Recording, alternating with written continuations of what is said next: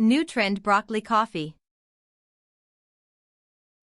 Broccoli is protective against cancer. It strengthens bone and dental health. Broccoli strengthens the digestive system. Broccoli protects heart health.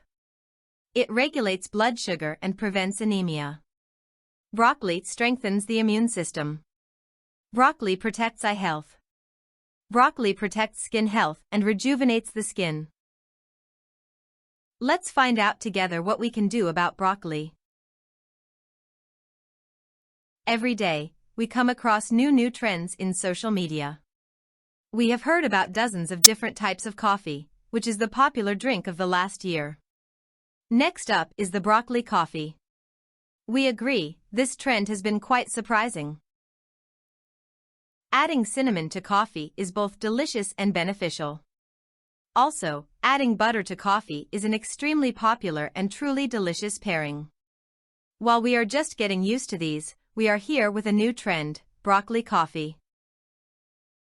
Health enthusiasts also got their hands on coffee and added some broccoli to the drinks they prepared, making it more healthier.